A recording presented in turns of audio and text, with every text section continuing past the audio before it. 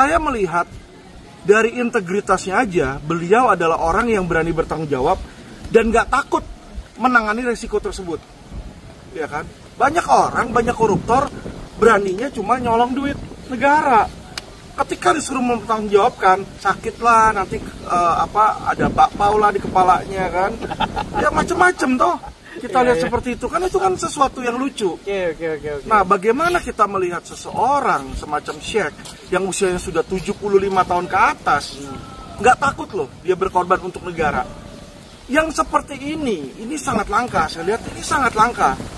Ini harus dibela.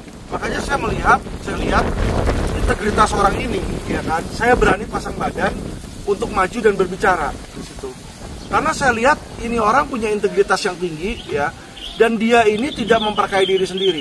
Jumpa lagi dengan channel saya. Kali ini kita akan membahas tentang Al Zaitun ya teman-teman. Dan kita akan berbicara sedikit tentang Syekh Panji Gumilang yang beritanya saat ini menurut Alvin Lim, pengacara kondang. Teman-teman pasti tahu siapa Alvin Lim.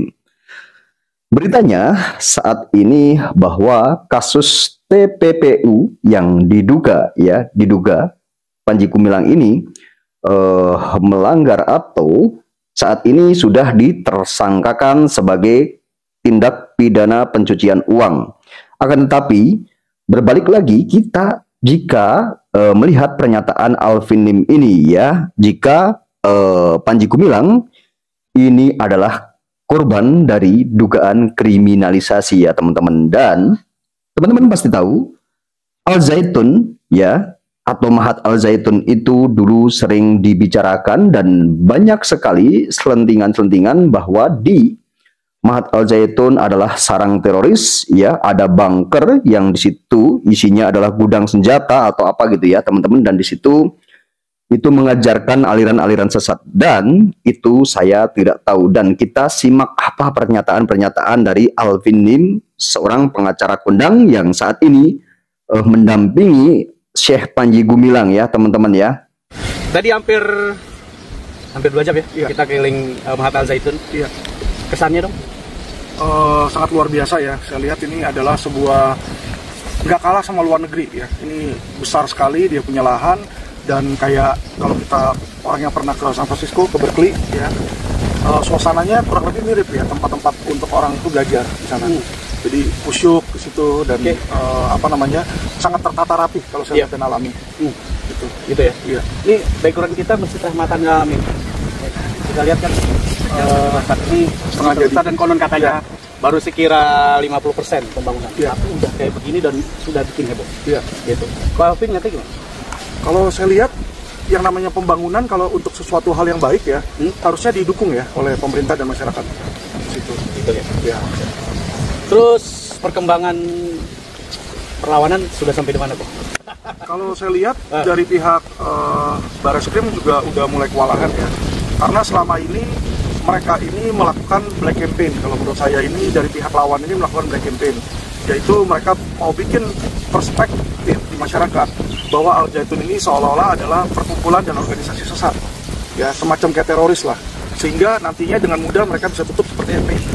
Tujuan mereka seperti itu kalau saya lihat ya, gitu. Jadi sesuatu yang ini harus kita buka, dan saya lihat bagus sekali dari Syekh Panji Gumilang ada keinginan untuk memberikan transparansi ke masyarakat supaya masyarakat bisa melihat langsung ya, dengan mengundang saya ke dalam seperti ini, seseorang yang bukan beragama Muslim, sehingga dia membukakan pintu untuk masyarakat melihat kan. Coba nih lihat sendiri ya kan. Kalau dibilang mereka itu teroris, ada senjata, ada apa, saya lihat di sini nggak ada ke situ. Yang ada kebalikannya. Ya, jadi mereka ini membuat semacam swadaya, di mana supaya santri-santri ya, wali-wali santri yang datang sini juga bisa sejahtera bersama. Itu yang saya lihat, Pak. Ya, selain mereka mendapatkan pendidikan, juga dalam segi makanannya, kehidupan sehari-hari itu dipenuhi. Itu saya lihat bagus. Gitu ya. Ya. No viral, no justice. Sebenarnya kayak gimana sih? Apakah dengan adanya viralnya Al Zaitun terus seperti apa? Ko Alvin ingin melihat dan menyampaikan kepada masyarakat. Jadi gini loh, ya masyarakat harus tahu. Kita ambil contoh kasus Jessica. Jessica itu awal-awal dia si Mirna meninggal, itu sentimen masyarakat negatif terhadap Jessica, negatif sekali. Jadi sebelum sidang pun sebenarnya dia udah kalah. Karena masyarakat termasuk hakim sudah berpikiran ini salah sebelum disidangkan. Nah itu kan sebenarnya nggak boleh, ada yang namanya asas praduga tidak bersalah. Jadi sebelum diputus hakim seharusnya orang tuh nggak bersalah dulu di situ. Baru nanti kalau terbukti bersalah barulah, ya karena hal yang sama nih dengan Al Zaitun gitu loh ya. Jadi belum ada putusan pengadilan waktu itu semua orang udah bilang ini aliran sesat lah di situ ya, sesuatu yang nggak bener lah. Padahal mereka ini banyakan yang ngomong, banyakan yang bicara, itu tidak tahu dan nggak pernah lihat langsung. Jadi mereka ngejudge itu berdasarkan gosip-gosip, berdasarkan hiruk-pikuk di luaran sana yang dihembuskan, Pak. Nah, disitulah kami dari tim kuasa hukum Syekh Panji Gumilang berpikiran bahwa ini harus diluruskan. Ya, kita harus memberitahu ke masyarakat, ini loh yang terjadi, kagak ada itu terorisme. Kalau dibilang kita ini beraliran sesat apa? Ini benderanya bendera merah putih semua kok yang dikibarkan kok. Ya, yang namanya orang nasionalis, kita ini sayang sama merah putih, sayang sama negara ini. Bagaimana seseorang masyarakat ya, tokoh agama, ulama yang sayang sama negara mau membangun, bukannya dibela, bukannya dibantu, malah mau dikriminalisasi dan dimatikan. Itu kalau menurut saya salah besar di situ. Makanya nggak heran Pak, banyak toko-toko tutup sekarang kan. Mafia ini sekarang banyak-banyak berjamur. Investor asing takut masuk ke Indonesia. Kenapa gitu loh? Kenapa seperti itu? Orang yang punya lahan bisa dengan mudah diambil tahannya sama mafia hukum. Ya, saya lihat sekali banyak seperti itu. Hukum tajam ke bawah dan tumpul ke atas. Jadi masyarakat yang di bawah mau berdiri itu dihajar lagi, dimatiin, dijatuhin lagi. Sehingga disinilah saya melihat ketidakadilan itu ada. Ya, makanya Alvin Lim dan LQ Indonesia Law Firm kami berusaha keras mencoba membuktikan ya dan menegakkan kebenaran dan keadilan itu di masyarakat sesuai dengan aturan-aturan hukum yang berlaku, Pak. Di situ, gitu ya. Sebagai dasar apa nih ingin banget ngebela Syekh Panji Gumilang dan Al Zaitun, selain memang keterbukaan, selain memang toleransi, seperti tadi kita lihat ada moto bertuliskan pusat, ya kan, pusat toleransi atau pusat pendidikan pengembangan toleransi dan perdamaian menuju masyarakat sehat cerdas manusiawi. Selain itu apalagi sih LQ Firm dan Koh Alvin ingin membela Al Zaitun? Jadi gini ya Pak ya, saya ini sebelum jadi lawyer saya adalah banker. Saya ketemu ribuan, mungkin jutaan orang yang datang ke bank saya mau minta kredit. Jadi saya harus ngejudge berdasarkan raut muka mereka, dari emotional quality-nya, apakah ini orang baik atau tidak, ini orang bakal bayar atau tidak. Nah, saya bertemu Syekh Panji Gumilang ketika saya melihat, coba kita bandingin, gak usah jauh-jauh ya. Berapa banyak koruptor yang nakal, ketika terjerat hukum selalu alasannya sakit. Selalu alasannya sakit. Nggak bisa diperiksa apa segala macam. Sedangkan Syekh Panji Gumilang ketika diperiksa, saya tanya, ini kita mau mengajukan penundaan dulu supaya apa? Kuasa hukum bisa mempelajari. Saya tanya, kesehatan Syekh gimana? Sakit nggak? Saya bilang gitu. Saya sehat, saya nggak mau kalau saya sehat saya dibilang sakit. Jadi saya melihat dari integritasnya aja, beliau adalah orang yang berani bertanggung jawab dan nggak takut menangani risiko tersebut. Ya kan? Banyak orang, banyak koruptor beraninya cuma nyolong duit negara. Ketika disuruh mempertanggungjawabkan, sakit lah nanti ada bakpao lah di kepalanya kan, ya macam-macam toh. Kita lihat seperti itu kan sesuatu yang lucu. Nah, bagaimana kita melihat seseorang semacam Syekh yang usianya sudah 75 tahun ke atas, nggak takut loh dia berkorban untuk negara. Yang seperti ini sangat langka. Saya lihat ini sangat langka. Ini harus dibela. Makanya saya lihat integritas orang ini, ya kan. Saya berani pasang badan untuk maju dan berbicara di situ. Karena saya lihat ini orang punya integritas yang tinggi ya, dan dia ini tidak memperkaya diri sendiri. Banyak orang kita lihat, gak usah jauh-jauh, kayak Harvey Muiz, ya kan, korupsi. Beli apa Pak? Rolls Royce, rumah mewah, jet pribadi, ya kan. Siapa namanya tuh, Henry Surya, beli kapal pesiar yak.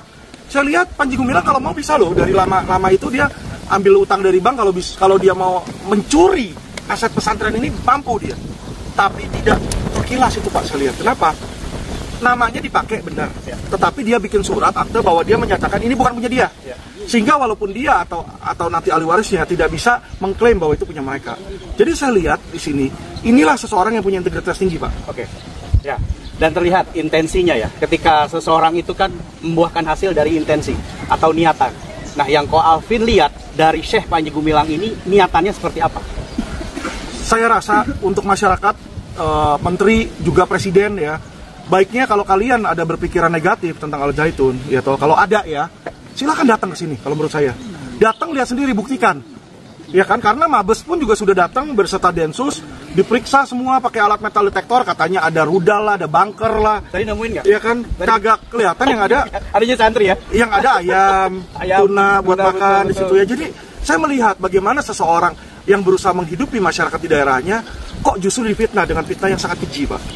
Ya, jadi untuk membuktikan fitnah itu, ya kan, yang paling bagus itu pejabat-pejabat tinggi, presiden, menteri, datanglah ke sini. Ya, kalau mau bawa tim silakan bawa tim, lihatlah kegiatan sehari-harinya. Ya, jangan dong kita orang baik itu terus dibilang jahat terus seperti itu. Apalagi yang waktu itu banyak bicara, banyak bacot itu si Mahfud MD. Yang dimana Mahfud MD berbicara bacot yang sama terhadap saya. Dibilang mafia ono lah, mafia ini. Padahal kehidupan saya sehari-hari saya lawyer. Kalau lawyer itu mafia, berarti dia Menko Polhukam lebih mafia lagi di situ ya. Tapi begitulah Pak, orang yang cuma banyak bacot tapi tidak ada prestasi, ujung-ujungnya nggak terpilih lagi Pak. Dia mau naik jadi wakil presiden, nggak ada yang percaya. Nilai peruntukannya paling kecil di situ. Ya, sedangkan orang seperti saya yang dijelek-jelekin mafia apa segala macam, kalau lihat saya punya YouTube, saya punya TikTok, 99% masyarakat mendukung saya. Jadi mereka tahu kenapa, mereka berinteraksi langsung dengan saya. Mereka yang kesulitan keuangan, mereka kesulitan hukum, datang ke kantor saya, mereka lihat bagaimana kita bantu. Dan itu hal yang sama yang harus dilakukan oleh Pak Panji Gumilang. Jadi dia harus buka, lihat, ya, karena kadang-kadang kalau suatu tempat itu pesantren itu dibuat tertutup, masyarakat berpikirannya negatif. Apalagi mereka melihat, loh kok ini gedung tinggi banget ya, bagus ya, apa segala. Timbullah rasa yang namanya iri dengki. Ya. Nah itu harus dihilangkan Pak. Justru kita sesama rakyat Indonesia, kalau saudara kita bisa sukses, kita harusnya happy Pak. Itu yang saya lakukan. Kalau saya punya saudara, saya punya teman, dulunya saya lihat miskin, sekarang saya lihat dia kaya, saya seneng loh. Saya bilang hebat, lu sukses gitu kan. Jangan kita jadi iri, kita fitnah dan kita berusaha hancurkan dia. Jangan itu. Ya karena kita satu saudara, satu tanah air. Trial by mob yang terjadi keputusan hakim di perkara 156A ya, penistaan agama. Gimana kok untuk perkara TPPU ini? TPPU atau perkara yang sedang pra peradilan nih? Ya kan kemarin itu masuk juga tanda petik di media disebutkan bahwa ada trial by mob atau desakan dari masyarakat. Nah sekarang pra peradilan pun dengan adanya Ko Alvin Lim sebagai pengacara Syekh Panji Gumilang, itu masyarakat sepertinya sudah mulai berbalik. Betul. Yang tadinya berpikir A kepada Syekh Panji Gumilang, sekarang Ko Alvin saja membela gitu, khususnya yang beragama Islam. Nah, Ko Alvin melihat ini, trial by mob ini sebuah kekhawatiran yang bagaimana atau nggak ada masalah? Jadi gini ya, kalau saya lihat awal dulu sebelum saya tangani, 99% itu auranya negatif terhadap Al Zaitun. Karena selama ini Al Zaitun hanya diam saja. Ketika diam, orang merasa, oh lo berarti salah. Karena kan nggak melakukan pembelaan kan. Tapi sejak saya berbicara, saya lihat di komentar-komentarnya, itu 75-25. 75 sudah mendukung Syekh. 25 masih antipati karena mereka masih terpengaruh dengan perkataan-perkataan atau hasutan dari yang sebelumnya. Tapi itu kita maklumi Pak. Ya, kita nggak mungkin bisa 100%. Ya, yang saya lihat di sini adalah sekarang permasalahannya hanya satu, yaitu oknum aparat penegak hukum. Jadi oknum aparat penegak hukum yang mana adalah sekarang ini oknum Mabes, ya kan? Mereka ini kejepit. Karena mereka sudah menetapkan tersangka, istilahnya mereka udah buang ludah. Mereka itu enggan untuk menjilat ludahnya kembali. Jadi info yang saya dengar, ya, saya namanya lawyer, saya punya teman-teman juga kan orang-orang dalam toh, saya punya teman-teman juga orang-orang MA toh, untuk menanyakan di situ. Jadi dari orang MA yang saya kenal, dapat informasi dari ketua PN, mereka mendapatkan tekanan dari jenderal-jenderal Mabes untuk supaya mengalahkan pra peradilan Panji Gumilang, walaupun bukti-bukti dan materi kita sudah sangat kuat. Satu hal yang lucu yang kita lihat di persidangan adalah yang namanya saksi itu ketika diperiksa harusnya dijawab. Karena apa yang dia ketahui, apa yang dia dengar itu kan harus dia buka di depan pengadilan. Tetapi saksi yang diajukan oleh kepolisian, yaitu penyidik, yang namanya penyidik lo harusnya terus terang dong.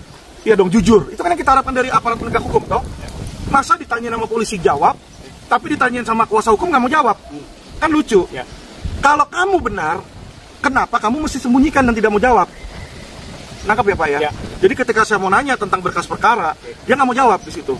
Karena dia tahu pertanyaan saya berikutnya adalah P19 ya dari berkas perkara, yang dimana jaksa menyatakan bahwa ini tidak memenuhi unsur dan tidak ada alat bukti. Di situ. Tapi Pak, nggak apa-apa, biar masyarakat melihat. Walaupun kita kalah secara hukum di situ, misalnya ya diputus salah sekalipun di sini, tapi masyarakat sudah tahu Syekh itu benar. Itu satu. Kedua, ketika sekarang ini Mabes sudah meludah, kita masih ada harapan di kejaksaan. Ya, jadi kejaksaan belum meludah.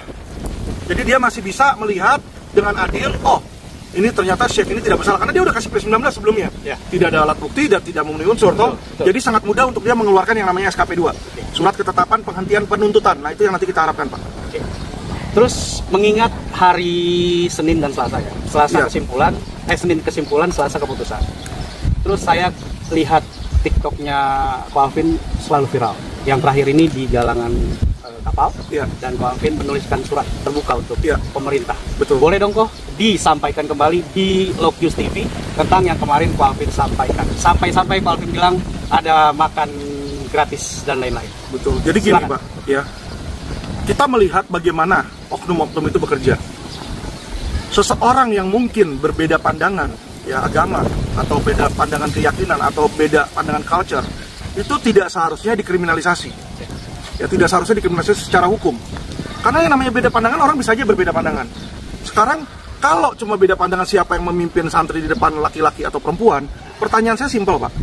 Ya kan? Sekarang banyak orang berbeda pandangan antara laki-laki, wanita, dan gay. Kenapa kok yang gay itu kagak pernah dipermasalahkan? Apakah gay itu tidak haram? Apakah gay itu dihalalkan secara agama? Ya kan? Tetapi saya lihat, ya kan, hal-hal yang lebih dipermasalahkan ini hanyalah hal sesuatu yang padahal sudah dipermasalahkan dari zaman dulu, emansipasi wanita. Itu pun negara-negara lain sama, Pak. Ya, di Amerika juga sama, di Indonesia 1928 ada yang namanya era Kartini. Ya, habis gelap terbitlah terang. Tujuannya apa? Itu emansipasi wanita. Ya, setelah, ya. Dan hal yang sama dulu pendeta-pendeta, ya pastor-pastor itu laki-laki semua dulu. Sekarang kita lihat banyak pendeta-pendeta yang wanita. Hani Kristianto itu wanita, ya. Banyaklah gitu loh. Contoh-contohnya yang wanita-wanita ini sudah mulai diberikan panggung di situ ya. Karena kenapa? Keagamaan, ya. Siapa yang Tuhan pilih untuk menyampaikan wahyu? Itu kan haknya Tuhan, bukan haknya manusia. Kalau Tuhan memberikan dia mau wanita yang menyampaikan, ya sudah biarkan saja. Itu menurut pandangan saya ya di situ ya. Jadi saya melihat bagaimana ya seseorang itu kadang-kadang picik ya. Mereka berpikir kalau yang muslim misalnya pakan babi haram. Tapi korupsi nggak ada yang diharamkan, Pak. Saya lihat banyak-banyak pemuka agama, ketua PKS yang mana adalah sebuah ketua pemuka agama juga korupsi di situ, uang negara, uang masyarakat. Kok nggak ada yang demo? Ya, kok nggak dimiskinkan? Lah justru Pak Panji Gumilang yang dibilang ada penistaan agama langsung dibilang TPPU ya. Terus galangan kapalnya tiba-tiba pembangunan padahal dia mau ngambil ikan untuk diberikan makan untuk masyarakat. Yang dimana itu kan makan gratis buat para santri ya. Nah, hal ini dicanangkan pula oleh calon presiden kita ya. Presiden ke-8 nanti Prabowo ya. Prabowo juga bilang makan siang gratis. Jadi bagaimana seseorang yang mendukung program pemerintah ya dan mengikuti program pemerintah kok dikriminalisasi dan dilarang? Ini saya nggak habis pikir loh. Berarti sama aja di bawah misalnya ada bupati atau ada gubernur ya yang melawan putusan atau kebijakan dari presiden yang ada di atasnya. Jadi seolah-olah kita punya tangan kita gebukin kepala sendiri. Ya itu kan aneh, Pak. Lucu lah kalau kita lihat ada orang di jalan gebukin kepala sendiri. Kenapa lu gebukin kepala sendiri? Gue nggak setuju sama pikiran kepala gue. Nggak bisa, Pak. Tangan itu harus ngikutin otak berbicara apa. Otak bilang maju, sinkron ya? Iya, otak bilang kaki untuk maju, kaki maju. Nggak bisa otak bilang kaki maju, kakinya malah ke atas. Nggak bisa kayak begitu, Pak. Nah, ini yang saya lihat, makanya ya, saya melihat bagaimana jelasnya Syekh Panji Gumilang ini sedang dikriminalisasi, Pak. Siapapun yang mau menanyakan fakta-faktanya, saya bisa berikan fakta-faktanya, Pak. Selain itu ada satu lagi, Pak, ini, Pak. Ya, yang namanya pajak ya. Pajak bangunan PBB itu naik biasanya 2%, 3%, 5%, hal yang normal. Ini pajak 1 tahun naik 1.478%, Pak. Jadi dari orang yang tadinya bayar pajak 200 juta di sini ditagihkan 3,5 miliar, 1.400%. Bapak tahu pajak hiburan yang kemarin 20% dia mau naikin jadi berapa tuh? Hampir 40%. 40% ya. Betul. Baru naik 20% aja pada teriak, Pak, pada demo, Pak. Betul. Termasuk reaksinya besar-besar. ya, termasuk si hotdog, Pak. Ya, lawyer yang gembun itu kan. Dia teriak paling kencang dia bilang. Gini ya? Iya, Holy Wing gua gimana? Lu kagak mikirin bla bla bla bla bla bla. Dia bisa bilang kayak begitu. Itu baru 20%, Pak. Ini 1.400%. 20% aja dia Inul juga udah ngomong. Ini kalau kayak begini saya bakal tutup nih, karyawan-karyawan saya bakal saya pecat-pecatin nih di situ. Akhirnya Kemenparekraf menunda kenaikan pajak tersebut, Pak. Ya itu baru 20%. Dia bilang bisa mematikan sebuah bisnis. Ini 1.400, lu bukan mati lagi, lu pancung tuh di depan istana negara. Seolah-olah kan kayak begitu, Pak. Ya kasihan, Pak, orang seperti ini ya mendapatkan perlakuan yang tidak adil. Kalau dinaikin 1.400%, kenapa nggak seluruh warga negara PBB-nya naikin 1.400%? Saya mau tahu, besok demo nggak itu istana? Loh ya kan? Kalau tahun ini PBB setiap warga negara dinaikin 1.478%, dia harus bayar. Ya kan? Saya yakin, Pak, hitungan detik itu presiden digulingkan, Pak, sama masyarakat, Pak. Ya kan? Tapi ini kan yang dilakukan adalah tebang pilih. Dilakukan adalah orang yang pejabat-pejabat ini tidak suka. Dia tidak suka karena apa? Kalau karena dia melawan hukum, ya kan, Syek nggak takut kok dia jalanin persidangan, dia jalanin masuk penjara.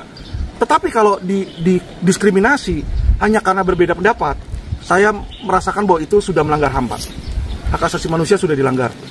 Dan saya yakin kalau sudah ada pelanggaran HAM, presiden pun seharusnya turun tangan di situ. Karena ini sudah bukan lagi hukum, tapi hak asasi manusia sudah dilanggar di negara ini. Sebelum closing statement, berarti kan artinya yang Ko Alvin hadapi ini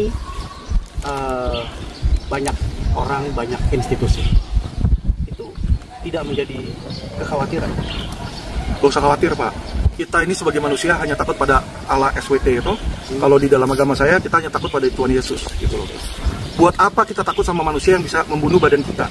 Kita harus takut pada Allah yang bisa membunuh jiwa kita. Itu yang saya selalu lakukan. Hidup kita di sini singkat. Ya, atau kita membela orang yang benar. Saya kemarin membela Indosuria sampai saya masuk penjara. Saya jalanin. Ya kan? Saya nggak banyak protes AEO, dia mau kriminalisasi saya. Dan saya hanya satu-satunya orang yang disidang 2 kali putaran.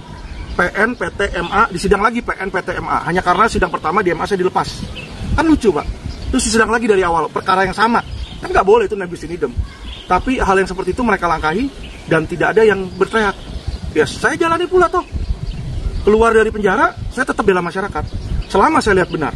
Ingat, Pak, saya bukan bela agamanya, saya bukan bela keyakinannya. Yang saya bela adalah hak hukumnya. Mau orang itu Islam, Buddha, Hindu, Kristen, kalau hak hukumnya dilanggar, saya akan bela. Saya berani bela. Ya, jadi bukan berarti, kamu Muslim, udah saya nggak mau bela. Nggak ada itu.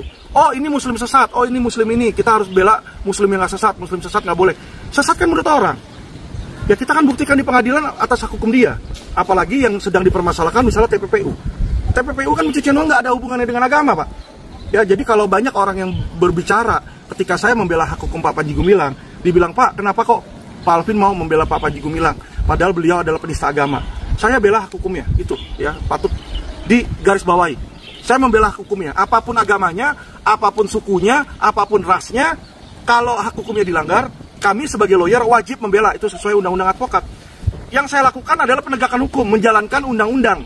Jadi kalau saya dibilang salah, ikut menegakkan undang-undang, ya saya bingung lagi dah kalau kayak begitu kan. Apakah negara ini mau isinya semua penjahat kah? Atau bagaimana? Ya, closing statement untuk Syekh Panji Gumilang dan pemerintah. Untuk Pak Panji Gumilang, saya berharap agar beliau bisa tabah, ya, tegak, dan tetap ketika nanti keluar dari penjara, ya, jadi macan yang masih mengaum. Ya, jangan kayak Ahok keluar penjara jadi kucing, ya kan? Cari daun muda, senang-senang, santai-santai, jangan, Pak. Ya kan? Beliau itu saya yakin punya visi yang mantap. Kenapa? Dia hidup di dunia ini, dia menabur demi pahala di surga. Dan saya mau beliau itu ketika keluar penjara tetap lanjutkan. Karena banyak masyarakat di Indramayu ini tergantung pada Syekh Panji Gumilang. Ya, jangan pikirkan omongan-omongan buruk. Tapi kalau ada omongan-omongan buruk di situ, ya kan, selalu klarifikasi.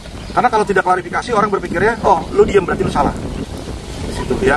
Kepada pemerintah, saya hanya ingin pemerintah ini tegak, ya, juga menegakkan hukum seadil-adilnya. Kalau memang orang itu benar, apapun keyakinannya, ya, apapun dia agamanya, harusnya dibela. Ya, makanya kemarin juga ada yang agama Kristen itu dibubarkan di Tangsel kan, langsung LT-nya diamankan dong di situ. Jadi itu hal yang bagus. Tapi kita melihat ini dalam skala besar bagaimana pesantren Al Zaitun ini sedang berusaha dimatikan oleh oknum, ya. Saya bilang oleh oknum, bukan oleh polisi, tapi oknum-oknum oknum polisi, oknum Menko Polhukam di situ ya. Yang mana akhirnya terbukti Menko Polhukam itu menerima anggota petisi 100 yang mau menggulingkan presiden, ya kan? Jadi sebenarnya bisa kelihatan siapa itu mereka yang menjolimi Al Zaitun adalah mereka yang sebenarnya pengkhianat bangsa. Kalau ada pemerintahan yang sah mau digulingkan, pemerintahan yang sah mau digulingkan, itulah teroris sesungguhnya, Pak. Kita ini sebagai warga negara, dan saya Alvin Lim pun sebagai warga negara, saya dukung penuh 100% pemerintah yang sah. Kalau memang Prabowo terpilih, saya akan dukung Prabowo dengan jiwa raga saya, Pak. Ya kan? Jangan kita itu malah gulingkan. Nah, hal yang sama, pemerintah pun harusnya membela masyarakat yang mendukung pemerintahan. Justru kalau masyarakat yang mendukung pemerintahan dikriminalisasi, nanti pemerintahan itu akan menjadi tidak kuat. Ya, dan pendukung-pendukungnya hilang semua di situ. Hati-hati. Ya, seperti yang Luhut bilang. Luhut bilang di situ, hati-hati oknum-oknum. Ya, ada orang-orang yang mana menjadi serigala berbulu domba, Pak. Pura-pura baik ke pemerintahan, nanti ujung-ujungnya gigit. Nah, itu yang mana pemerintah itu harus jeli. Ya, saya lihat kok bagaimana Pak Panji Gumilang ini dari zaman Presiden Soeharto sudah mendukung ke pemerintahan.